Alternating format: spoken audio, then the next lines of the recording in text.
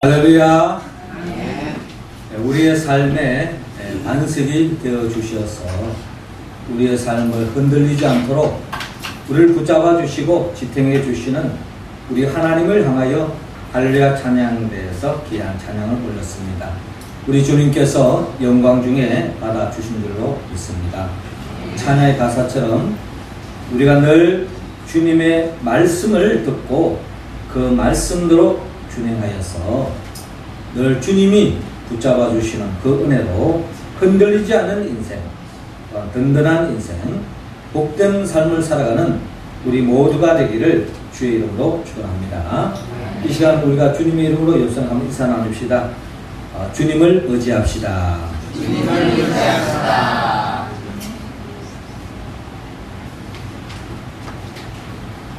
대나무도 종류가 여러 가지가 있습니다만은 중국에 가면 독특한 성장의 유형을 보이는 대나무가 있다고 합니다.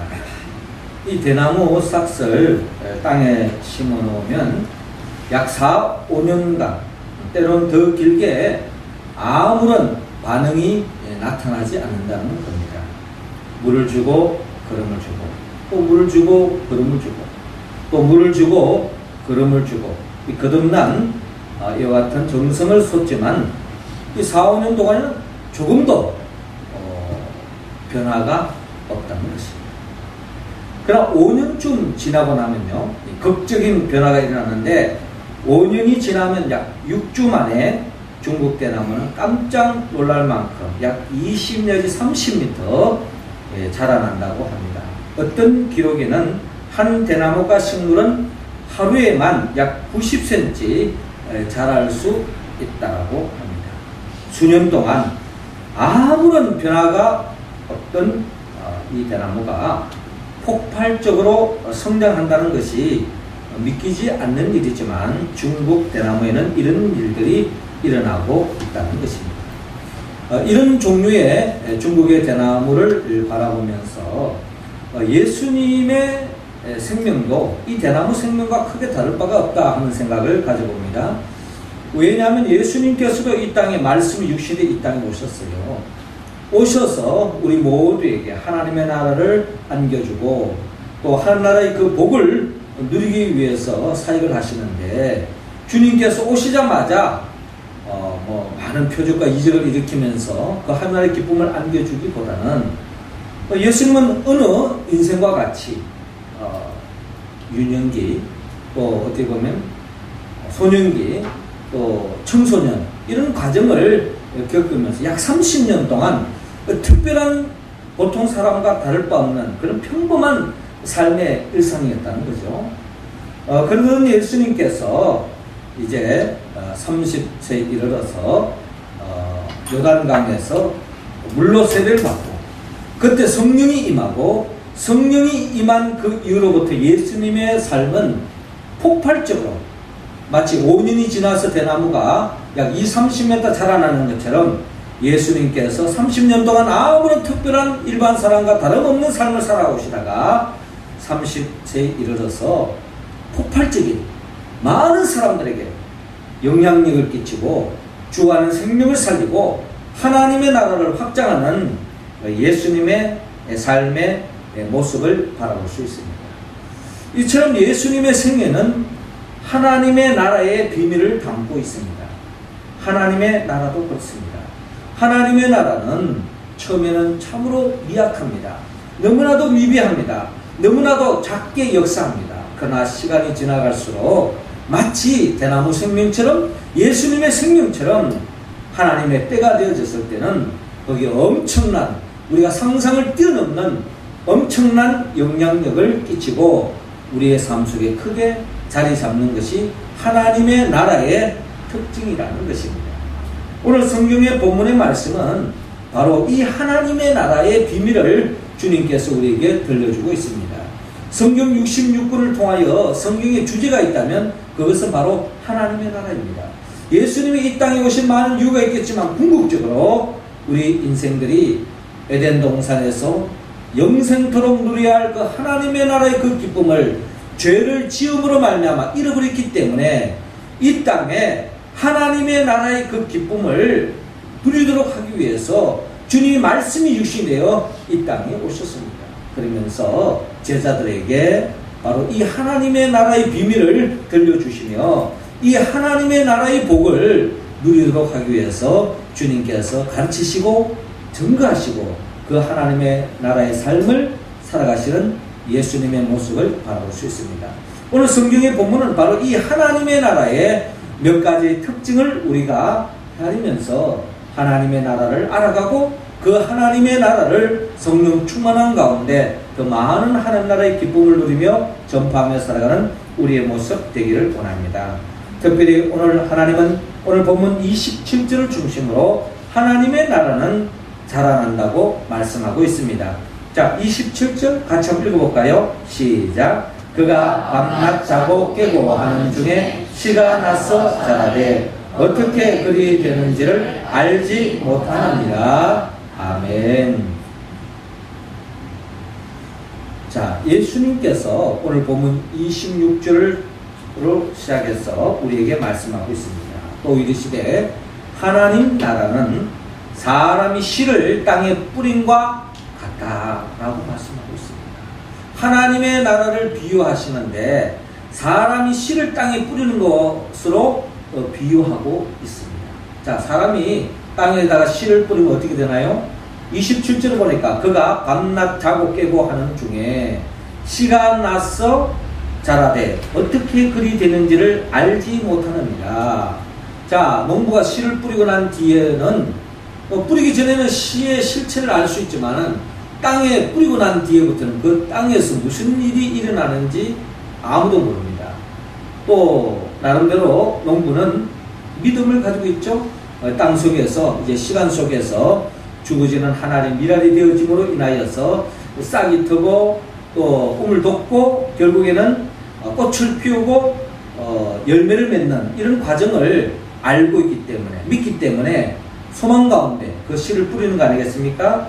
그래서 오늘 본문 28절에 보니까 땅이 스스로 열매를 맺되 처음에는 싹이요 다음에는 이싹이요 그 다음에는 이싹의 충실한 곡식이라. 열매가 익으면 곧 낫을 되나니 이는 추수 때가 이르렀습니다 라고 말씀하고 있습니다. 우리가 잘 알고 있는 일반 상식이죠. 씨가 땅에 심겨지면 그 땅 속에서 죽어지겠죠. 죽어짐으로 인하여서 거기에다가 싹이 납니다. 이 싹이 나죠. 줄기가 뻗어나고 잎이 납니다. 그게 또 꽃을 피우죠. 그러다 보면 어느덧 충실한 곡식으로 연그러지다가 이제 가을이 되면 풍성한 열매를 맺어서 농부에게 맡겨지는 풍스러운 열매를 거두는 역사가 일어나는 그 과정을 우리에게 보여주고 있습니다. 그러니까 시간 속에서 점점 그 하나의 씨알이 점점 시간 속에서 변화되어지고 성장해 가고 있는 자라나는 과정을 우리에게 보여주고 있는 것을 바라볼 수 있습니다. 그렇습니다. 이 생명체는 정체하지 않습니다. 정지하지 않습니다. 생명체는 살아 움직인다는 거예요. 시간 속에서 점점 성숙된 모습으로 아름다운 모습으로 궁극적으로 농부가 바라는 갈망하는 모습으로 연그러지는 열매 맺는 모습으로 성장해 가고 있는 것을 바라볼 수 있습니다. 자, 여기 보이는 이 이미지는요, 목화입니다. 목화. 목화. 우리나라가 이 목화가 언제부터 들어오게 됐느냐, 그 과정을 우리가 헤아려 보면은 고려 말기 학자였던 문익점 선생님이 1363년에 원나라에 사신으로 갔다가 그 원나라로부터 누명을 덮어쓰고 오해를 받았죠. 결국에는 남쪽 지방인 운남으로 귀양살이를 하게 되었습니다. 그런데 그 지방에서 이제 귀양살이를 하는 가운데 있는데 그 지역에 다니는 사람들 옷을 입고 있는데 유심히 살펴보니까 고려에서는 볼 수 없는 무명옷을 입고 다니는 것이었습니다. 이 무명옷은 이 목화로 만들어진 옷인데 문익점은 생각하기를 우리 고려에도 저런 목화를 재배하기만 하면은 백성들이 따뜻하게 질긴 무명옷을 입으면서 문명의 혜택을 누리고 또 추운 겨울을 잘 이겨나갈 수 있겠다. 또 이런 어떤 솜털 같은 이런 나름대로의 옷으로 이제 입으면 따뜻하게 보낼 수 있지 않겠습니까? 이런 생각을 가지고 저 목화씨를 고국에 가져가야 되겠다 하는 생각을 가지게 된 거예요. 그 당시만 하더라도 이 목화씨를 외국에 반출하는 것을 중국 당국에서 아마 허락하지 않았던 것 같아요. 그래서 이제 문익환 문익점 선생님은 그의 종이었던 종 김용에게 시켰습니다. 하인에게 시켜서 목화를 좀 따가워너라 해서 목화를 몇 송이 꺾고 오겠는데 그 안에 이제 씨앗을 이제 끄집어내 가지고 뚜껑에다가 집어넣었다 그래요. 그냥 일반적으로 가져가면은 이렇게 검사를 하면 들키니까 선비가 항상 붓을 들고 다니고, 그래서 이제 부단에다가 이제 10개의 목화씨를 가져갔다고 하는 겁니다. 그래서 이제 1367년 2월에 꿈에 그리던 귀향사를 끝내고 고려로 다시 돌아왔습니다. 그래서 자기가 자랐던 그 고향 산청 지역에다가 장인 정천익 씨와 함께 목화를 재배하기 시작했습니다. 그래서 이 목화씨 10개를 뿌렸는데요. 그 중에 9개는 다 죽어버리고 1개의 씨앗이 자라나기 시작했습니다. 그래서 1개 씨가 자라나서 3년 만에 이 산청 땅은 온통 목화 꽃으로 뒤덮게 되었습니다.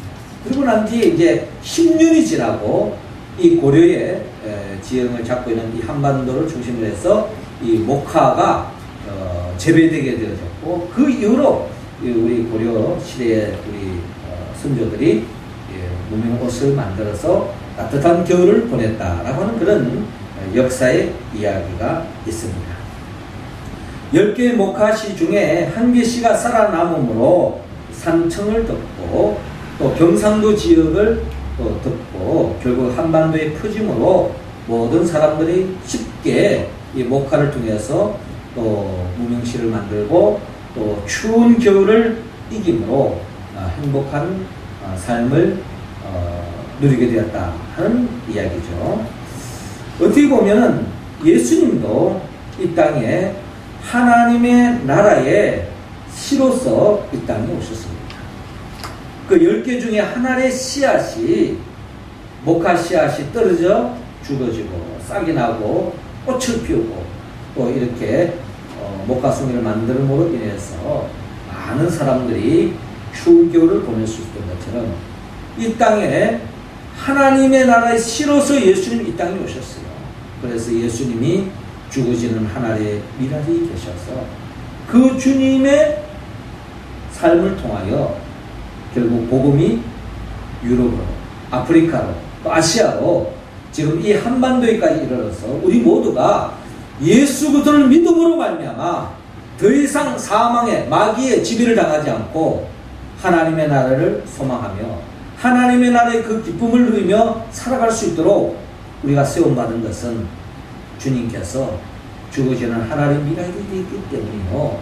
또한 그 예수의 그 생명은 지금도 자라나고 성장하고 또한 지금도 확장하고 있다는 것을 우리는 깨달을 수 있습니다.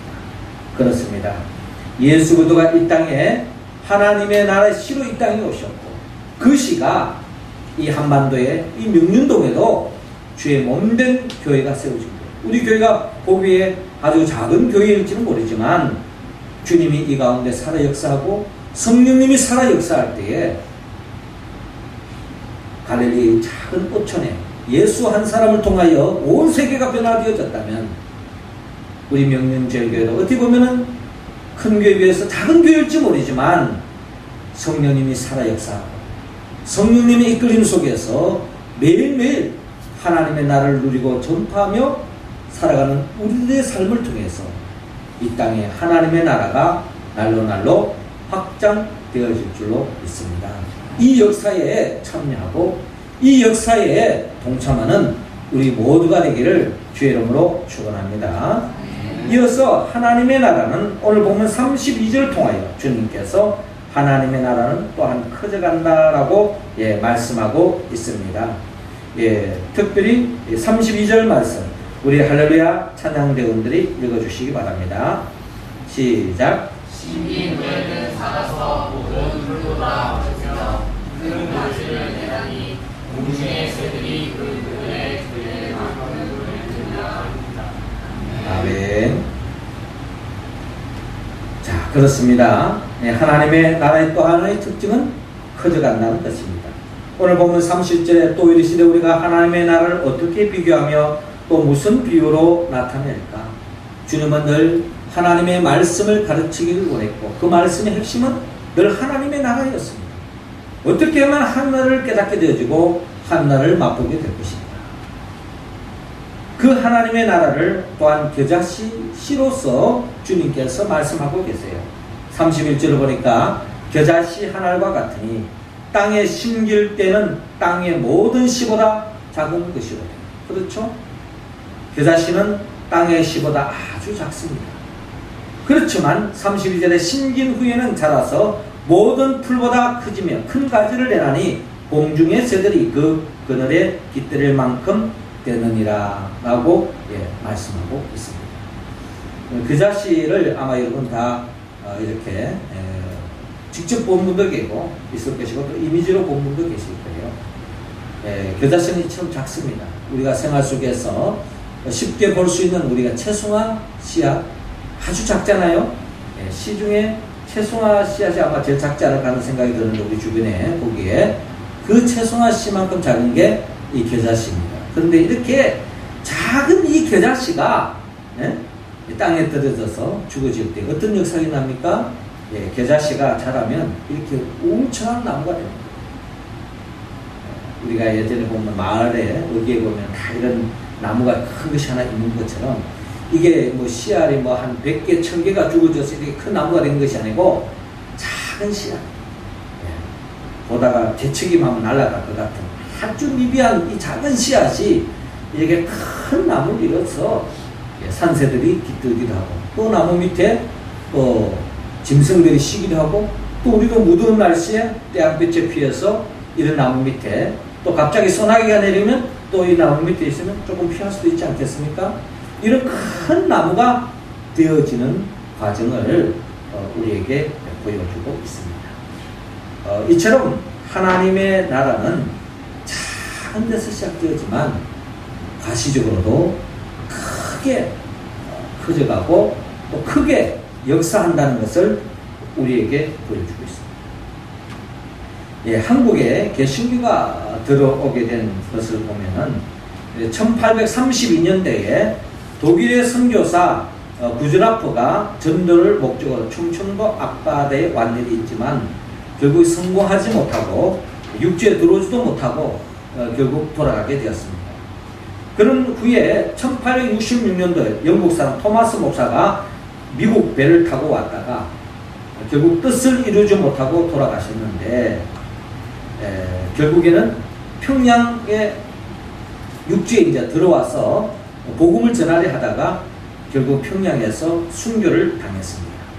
그러나 그 당시 토마스 목사님이 목사가 칼로 죽였던 그 병졸이 박충근이라는 사람인데 그때에 이 토마스 목사님이 들고 있던 이 성경책을 가지게 되었고 그걸 또 계기로 인해 가지고 예수를 믿는 계기가 되었습니다. 그리고 훗날에 안주교의 영수가 되었고 또한 토마스 목사가 전해준 이 성경책이 이제 전해지면서 사람들이 그냥 뭐 별거다 생각하면서 그 종이를 뜯어가지고 벽지로 사용했다 그래요. 그 벽지로 붙어있던 그 성경을 읽고 예수를 믿게 된 박영식이라는 사람이 평양 최초의 널다리골 예배당이 되었다는 겁니다. 그분이 그 말씀을 읽으면서 예수를 믿고 되어지고 평양 최초의 교회가 세워졌다는 거죠.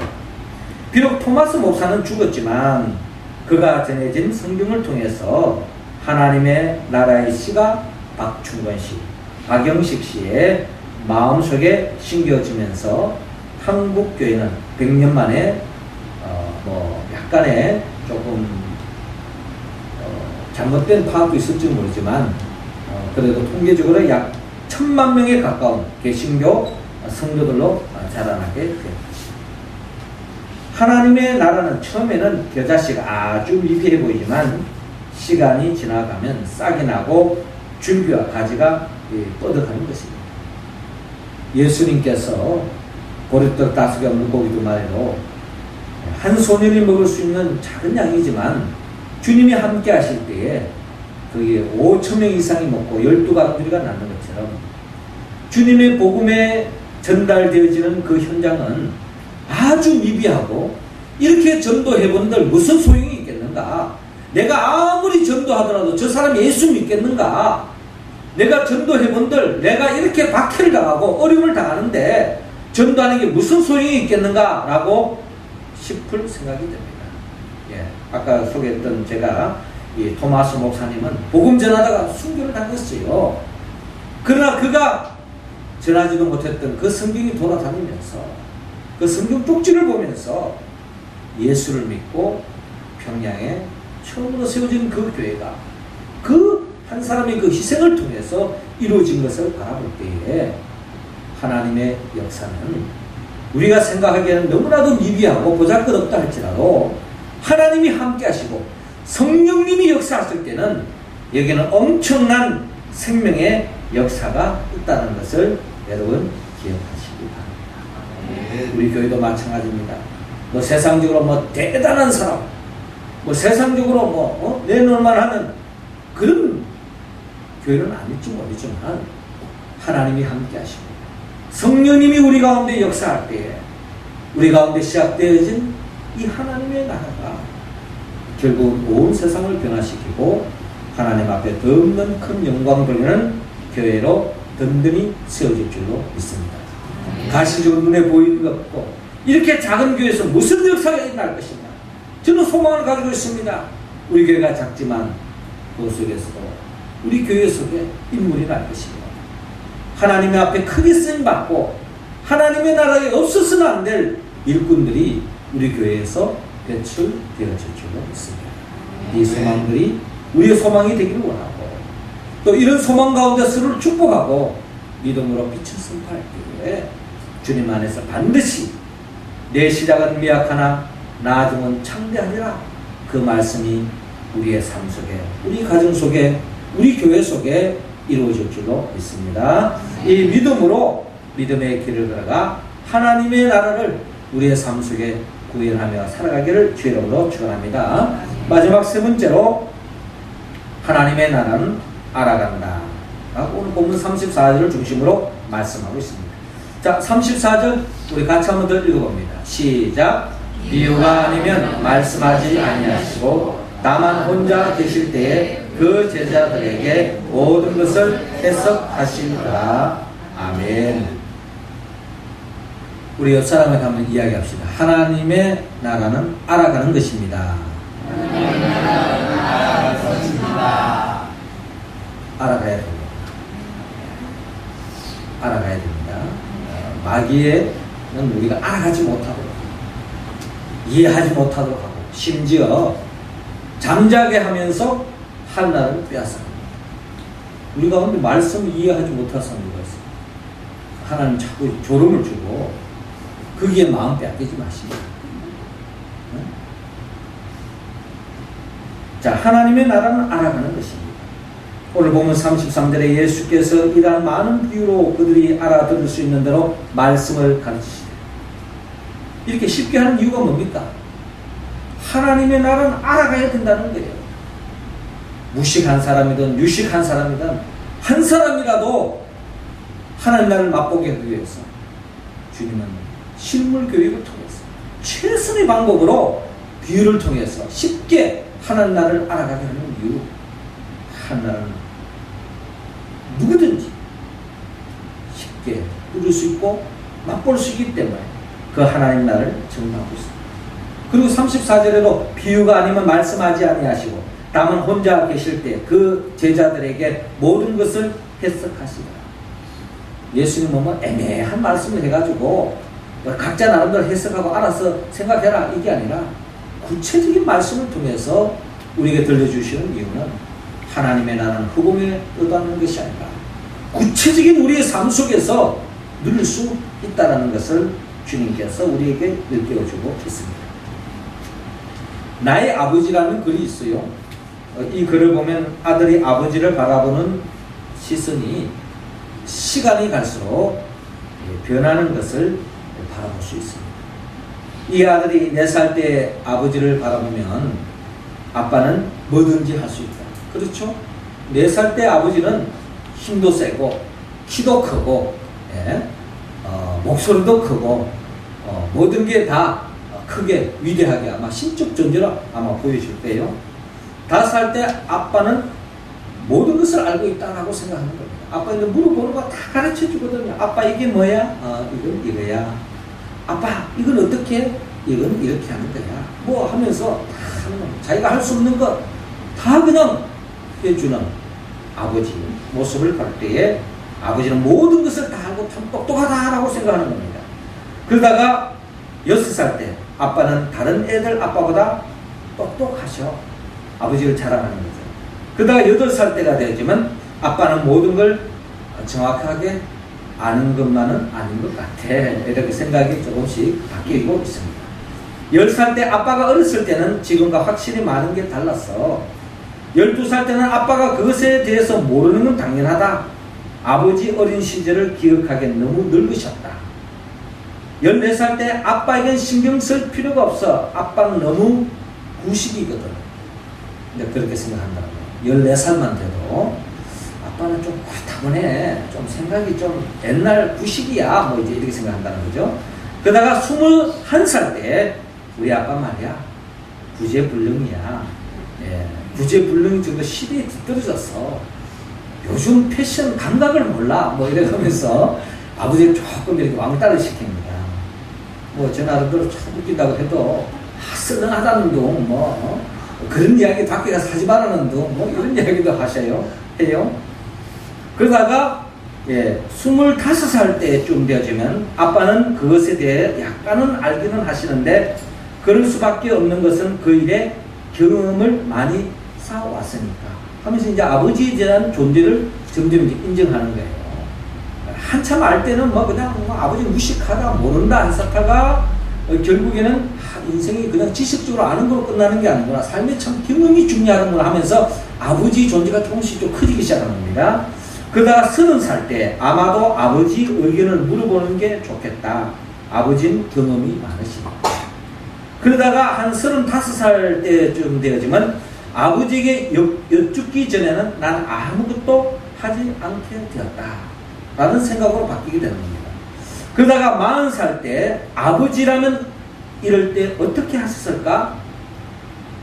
하는 생각을 종종 한다는 겁니다. 40살쯤 넘어가면 뭐 요즘은 그렇지 않습니다. 예전에는 뭐 아주 40살 이상 아버지가 이미 세상을 떠나는 경우가 많은 경우가 많죠. 아버지 그만큼은 현명하고 세상 경험이 많기 때문에 아버지는 다 할 수 있을 텐데 하는 생각을 갖는다는 겁니다. 50살이 되었지만 아버지가 지금 내 곁에 계셔서 이 모든 걸 말씀해 줄 수 있다면 나는 무슨 일이든지 할 것이다. 아버지가 얼마나 훌륭한 분이셨다는 건 미처 알지 못하는 게 참으로 후회스럽다. 아버지로부터 더 많은 걸 배울 수도 있었을 텐데 난 그렇지 못했다라고 뒤늦게야 후회한다는 것입니다. 아버지가 없으면 그때 가서 이제 후회한다는 거죠. 그렇습니다. 이 이야기를 통해서 우리가 많은 것을 생각할 수 있습니다만 육신의 아버지 모습이 시간이 흘러가면서 다르게 보여진다는 것입니다. 이런 모습은 예수님의 모습에도 동일합니다. 예수님의 모습, 처음 예수님을 베드로가 만났을 때의 모습과 예수님께서 십자가에 못 박혀 죽기 전, 또 예수님의 십자가에 처형당했을 때 아마 예수님에 대한 생각이 완전히 바뀌어 있을 거예요.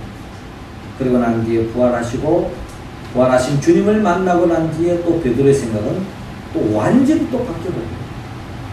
이처럼 우리의 신앙의 여정 속에도 하나님에 대한 이해가 삶의 자리에서 시간 속에서 바뀔 수 있다는 겁니다. 처음에야 야 주님은 참 좋은 분이야.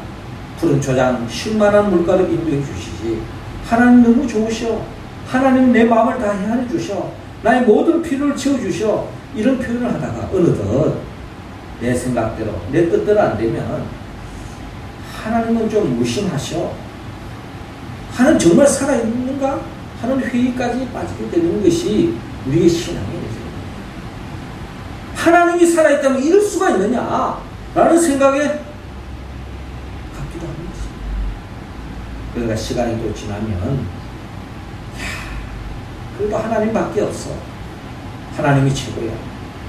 하나님 위해서 내 삶의 모든 것을 바치겠다 하는 이런 생각으로 또한 바뀌는 것을 바라볼 수 있습니다.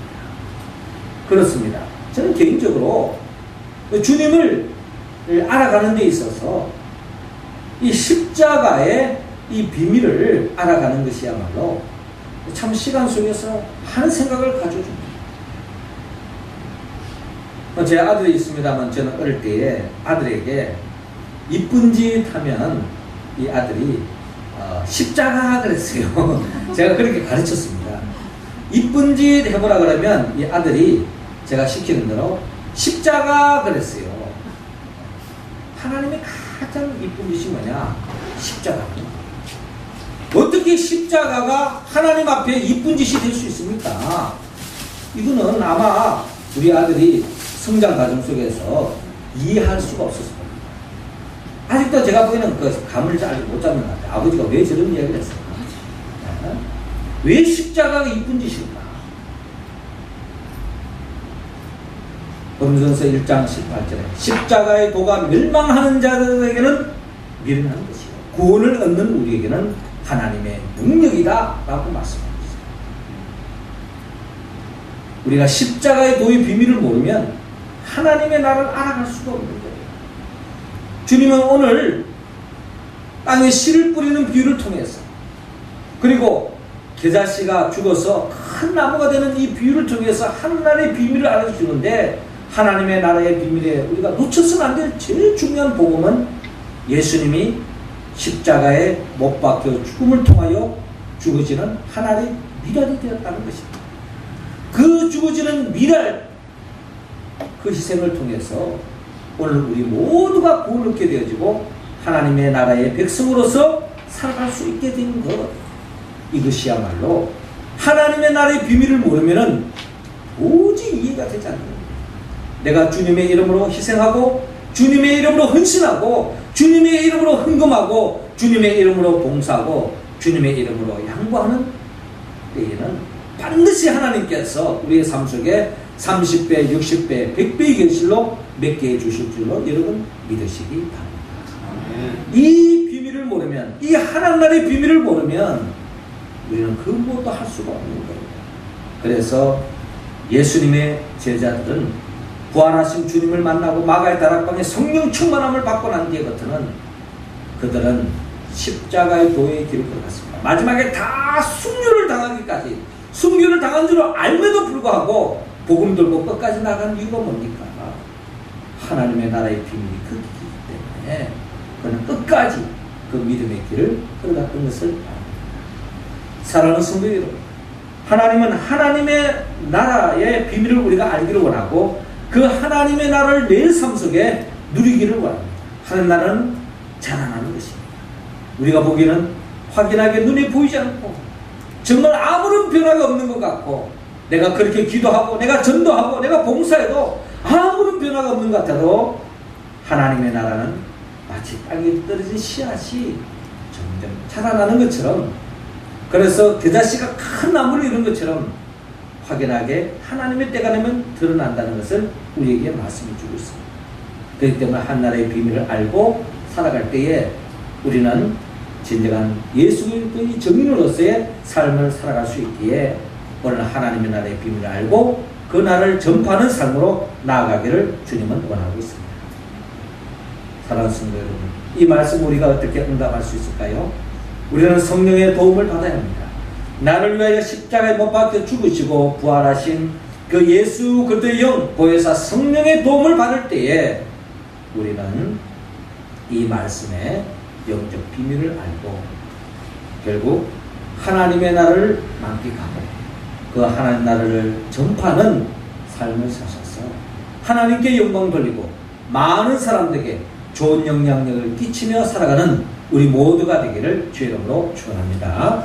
기도드리겠습니다. 하늘에 계신 우리 아버지, 이 시간 하늘문 활짝 여시사 우리 각자 한 사람 한 사람에게 성령의 기름을 부어 주옵소서.